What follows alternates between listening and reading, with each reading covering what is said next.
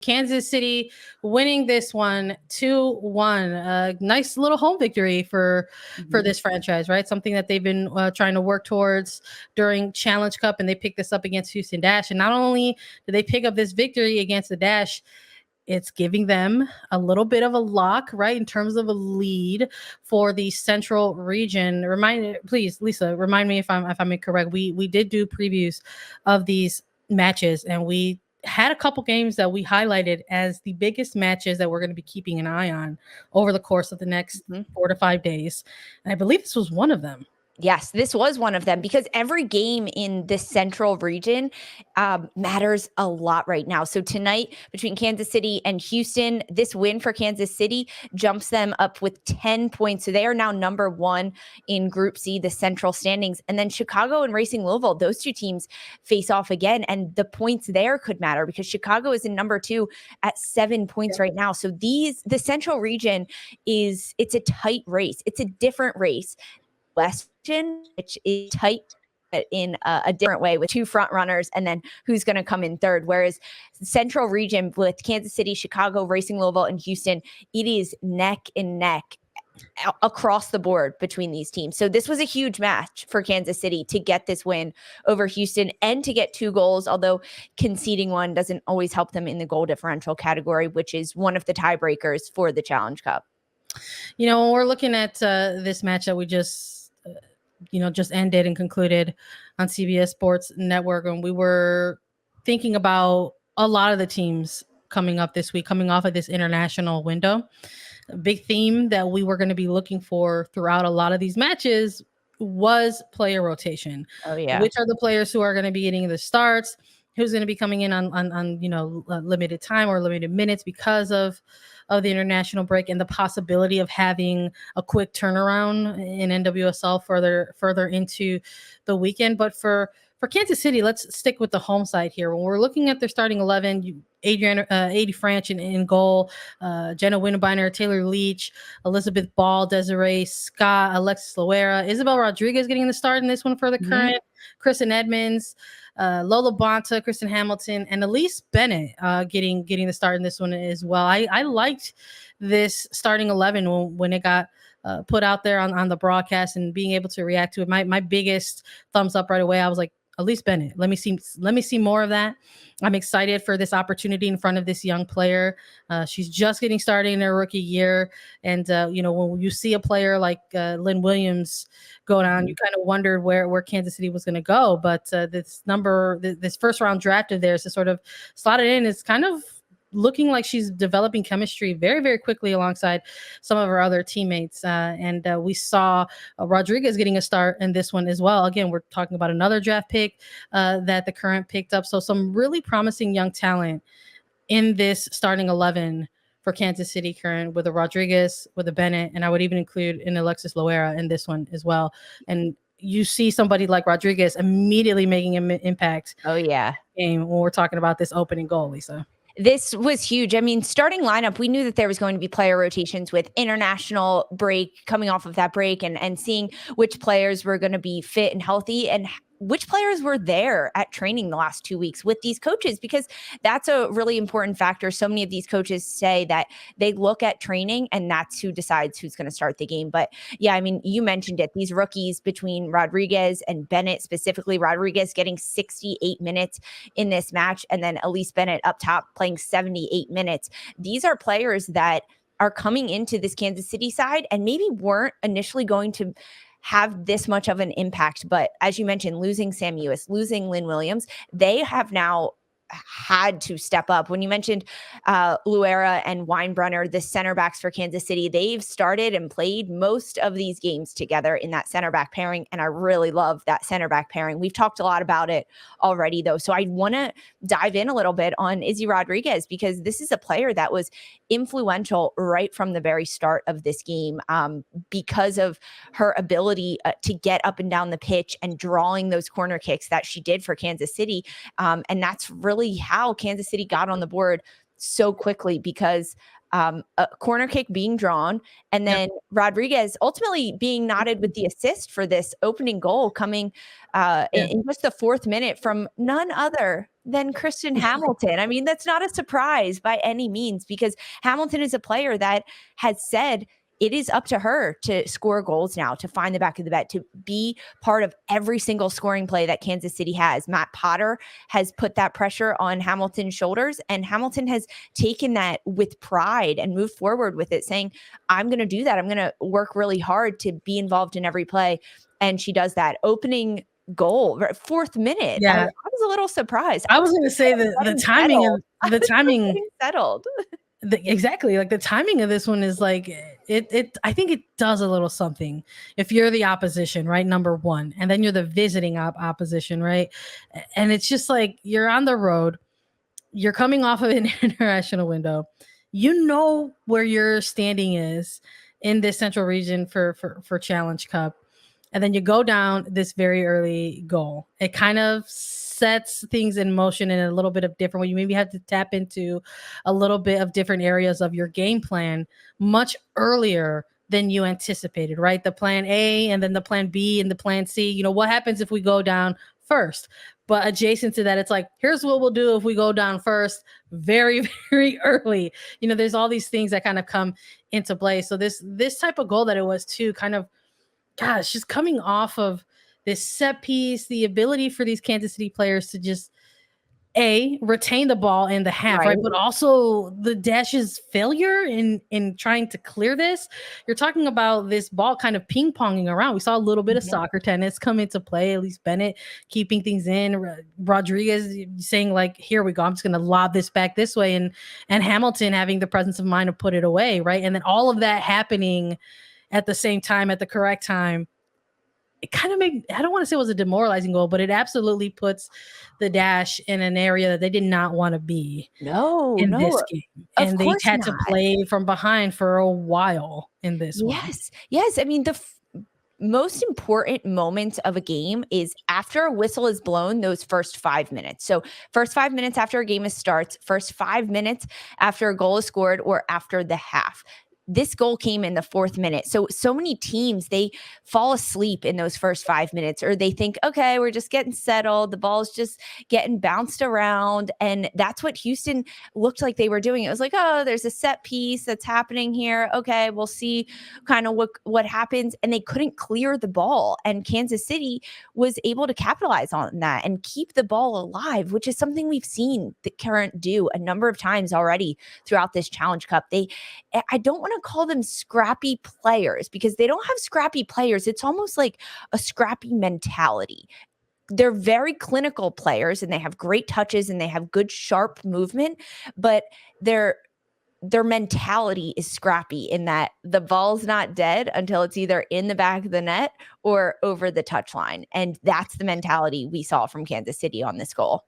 Yeah, and then I think maybe the other side of the things, right, when we're talking about mentality, it's like we see this Houston Dash team, and it's almost like sometimes, depending on the game that they're playing, they don't wake up until they get scored on, and that's a dangerous mentality to have when you're playing in NWSL. And I think at one point, my initial reaction to this, for those who follow me on Twitter, probably already know, but you tweet Plug things it at Sandra Herrera you tweet things during games, and my first reaction, I was just like, you know what? This is a very interesting defensive concept that we're seeing from the Dash, where it's like, forget it. We got Katie Naughton, throw her out there. Let's see what happens. And it's like, what happens is you got scored on in 4 minutes. Like it's Challenge Cup, and they're walking away out of this one with a loss, but you're just hoping that there's enough here within these lines, within the film, that this team can look at and try to work on, at least for, the regular season that is very quickly approaching. Yeah. So to go down that early, and then we saw it a little bit. It's like it shook him up, and they woke him up a little bit for whatever reason. In the 4th minute of a game, you would imagine that maybe you want to start off this game with a little bit of a sense of urgency, considering your place in the standings of this central region. But I like what you said about maybe not scrappy players, but a scrappy mentality, because we started to see, I think we saw things getting a little chippier in this one earlier than anticipated because of such an early goal happening from Kansas City. And we saw around the half hour mark or just past it, kind of a controversial yellow for me, in my opinion. There was a 1v1 kind of battle going on scenario on the pitch between Shea Groom and defender Elizabeth Ball. And what I saw was, you could tell the player on the frustrated team versus the player that is on the team playing with the lead. And I just didn't agree with this call on replay. Mm-hmm. We're just seeing how players were locking or not locking arms. And it looks like Shea Groom threw a little bit of a wrestling angle on here. And Elizabeth Ball was issued the yellow. So I was just kind of like, is this something that's going to be looked at further down the line? We have yet to see the return of an NWSL disciplinary committee, right? But what do you think, Lisa? Is this maybe the first one that we might see? Does Kansas City say, hey, hold on a second, let's take a look at this yellow real quick one more time? I think it would behoove Matt Potter to try to recall this yellow card against Elizabeth Ball, because 2 yellow cards in group play and Elizabeth Ball has to sit out. And Ball is a very influential player for Kansas City because she is such a lockdown defender, and she's a veteran that provides a lot of depth and experience to a Kansas City side that doesn't have that. I love what Gina Del Corazon said in our chat: rugby tackle. Hilarious, but true. This tackle that happened between these two, initially it happened pretty quick. And I was like, wait, what happened here? But like, Ball is still on the ground and Shea Groom kind of popped up quickly and kept walking. So makes me think like, okay, Shea Groom, what'd you do wrong here? And as this replay happened, they went in hard for a tackle together, Ball against Groom. And the ball came out. Maybe. Yes. And the ball came out initially. Their legs got a little bit intertwined. And from the angles that we saw on camera and on the replay, that Shea Groom pretty much does like a headlock move on Elizabeth Ball and pulls her to the ground. I was yelling at my television, I'll be honest. What happened here? Happening? How is this happening? Glad I wasn't on the mic for this one, because sometimes it's hard to control your emotions, but I don't have to do that right now. I don't think that was a foul on Elizabeth Ball at all. If anything, I think it should have been yellow on Shea Groom based on how that happened. And you can see in the replays, Ball is saying, look at this, look what happened. But there's no VAR in this game and there's nothing. I think that this should be a foul that is looked to be turned over by Kansas City. I didn't think we were gonna have this week maybe be the week where we're gonna talk a little bit about the officiating, talk a little bit about certain scenarios in the game. But here we are off this international break, and like we've got a couple moments in both of these games that we're gonna go through. But in this one specifically, it's like here's a moment where we didn't disagree with, and here's why. And I just so I'm a little curious about if that's something that they're gonna want to try to bring up or get looked at. But I know you and I both were taking a look at it, and we've been texting through some of these games, and we're like that doesn't seem correct in our estimation. But we're not the officiating crew. We're not the ones making those moments, making those decisions in those moments. And in the moment, they're pretty quick, right? They don't have unfortunately, they don't have the slow down, pause, millisecond type. There's replay. So many different factors that go into it from a refereeing standpoint. Is positioning, frankly, of the center referee. Can they see the foul happening? Are they in good positioning to understand what's happening? And if they're not, is the assistant referee on the sidelines able to see what happened in a better angle? But that's the referee's first job, to be in the right position to make those kinds of calls. And from where she was standing, she thought it was Elizabeth Ball. I'm just going to say the facts there that's what happened. I don't think it was Elizabeth Ball. We'll see. I would hate for that yellow to stick with Ball through the remainder of Challenge Cup for any reason. The accumulations are much quicker in this one, and there's still some games left, and I don't want to see that come back and bite her for whatever reason, because I think she's a really essential player for this roster defensively in terms of her position and what she provides. But it happened, like I said, it happened just past the half hour mark, and when it happened, it was one of these things where it's like folks just couldn't stop like thinking about it or talking about it. It's like a thing that happens that like impacts, I think, the viewer at this point, you know what I mean? And you're like watching and you're just like, God, I'm stuck on this like call that happened like 2-3 minutes ago. And so I was grateful when halftime came. I was grateful when halftime, and I was like, okay, I was like, maybe there will be a little bit of a reset here in some capacity on either side. And let's see what happens in half two. And one of the things that happened was adjustments, right? We saw Oh some yeah. substitutions immediately on Houston Dash side of things. We saw Rachel Daly and Ryan Gares coming in for Alicia Chapman and Michelle Alize, and just sort of seeing like these two types of players, attacking minded players for Houston coming into the mix. And you're saying, okay, clearly on the Houston Dash side of things, this game is still in grasp to try to get some type of result, if not a win.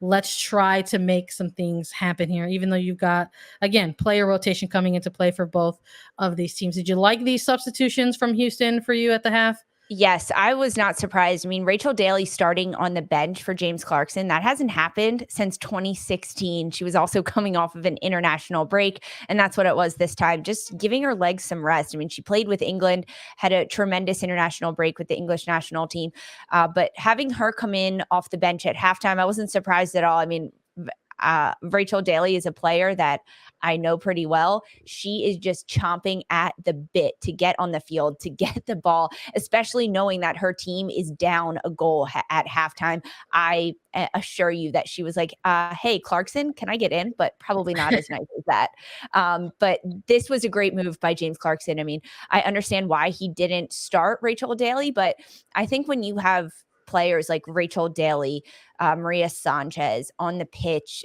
Michelle Prince, excuse me, that can be such dynamic forwards and can unlock defensive teams and put so much pressure on opponents. You need to have them playing, especially in big games like this, where this standings matter for Houston right now. And getting 3 points tonight in this match was crucial for Houston in the standings, because they did not walk away with any points. And now they're at the bottom of the central region with only 3 points. This win tonight would have helped them. And I understand it's a long season that James Clarkson has to prepare for, but you have to put out your best players. And for me, that's Rachel Daly being on the pitch. She's a player that can find the back of the net. She can settle the game down when she gets the ball at her feet. And when Shea Groom plays with Rachel Daly, Shea Groom plays better. She's much more calm on the ball. She always knows that she can find Rachel Daly's feet, and those two have a really good magnetic connection energy on the pitch. I will say, I think Houston, after this initial goal from Kansas City, Houston did apply offensive pressure to Kansas City that I felt, I mean, I don't know if it leveled out a little bit, but Yes. I think that it was this weird combination of like maybe the chippiness sort of continued into the second half, but it also kind of leveled out a little bit. And maybe that's, I don't know if that's more of a Houston making their adjustments and adapting to that, or is it like maybe Kansas City like taking the foot off the gas a little bit?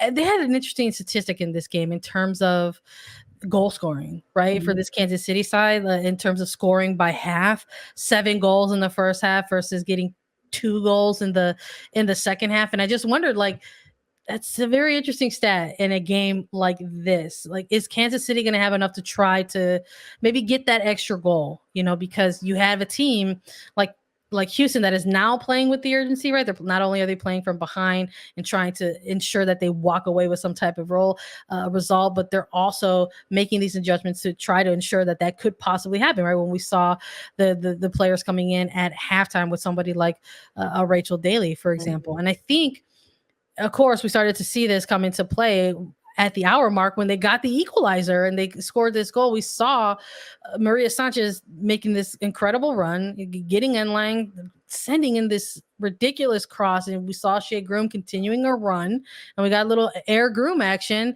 and all of a sudden you had an equalizer. It was a tie game, and then it kind of hits the reset button again for this type of match. And we saw Houston still trying to make these adjustments. You know, they bring in Nichelle Prince just shortly after Maria Sanchez gets that assist, comes out of the game for Prince. So I'm curious, like, I'm not too curious in the sense where if this was why this happened. Like, this happened because, again, we're talking about player rotation. But I'm curious if this was ultimately the plan. Like, was this ultimately the game plan for James Clarkson? Was it like, hey, you're going to go 60 minutes tonight and then we're going to get somebody else in here. And in this scenario, it was Prince. So I think kind of like for like a little bit, maybe, in terms of having a strong winger still in the game to try to chase it, perhaps. So I don't know. This is purely speculation and me watching the game and watching it unfold. Michelle Alozie and Michaela Abam getting starts tonight for James Clarkson in the front line for Houston Dash. These are players that Michaela Abam, this was her first NWSL start, and she's been in the league for a while. She ends up playing the entire 90 minutes of this game. Michelle Alozie, she comes out at halftime for Rachel Daly. So I think that it was to get those players minutes and moments, and Abam playing well up top, and James Clarkson looking at that and saying, okay, I'm not going to take out a player that's playing well just to get another player back in the game, which I mean, it's different to say, because a player like Abam, how does that compare to a player like Prince or Sanchez?